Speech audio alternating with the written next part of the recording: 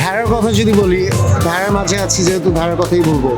So basically বাংলাদেশে এখন পর্যন্ত জেনারেল পাবলিকের অ্যাওয়ারনেসটা এখনো তৈরি হয়নি যে ভেড়ার মাংস যে আসলে কত সুস্বাদু এবং আসলে কত পুষ্টি সম্পূর্ণ, যেটা বিদেশে নিউজিল্যান্ডের কথা বলেন, ইউকে কথা বলি, আমি ফ্রম দি ইউকে, বিভিন্ন দেশে আমরা যে বাংলাদেশে ল্যাম্ব বলি, আমরা তো সাধারণত ল্যাম্ব বলি কিন্তু আমরা মিন করি গোটস, তাই না? কিন্তু আসলে ল্যাম্ব তো ইট মিনস এইসব প্রাণী থেকে যে মাংসটা, ল্যামের মাংসটা অত্যন্ত সুস্বাদু এবং এরা খুবই অসাধারণ প্রাণী। ছাগল যেমন, আমরা ছাগলও পালি, ভেড়াও পালি। ভেড়া যেমন সবসময় একসাথে থাকে এবং তারা বেশ ভদ্র প্রাণী, তারা রিয়েলি ভদ্র প্রাণী, একটু নিরীহ টাইপ প্রাণী।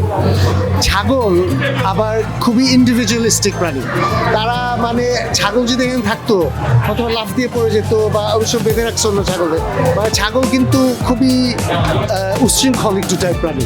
ছাগলও মজার প্রাণী বা তাদের নেচারের মধ্যে একটু পার্থক্য আছে।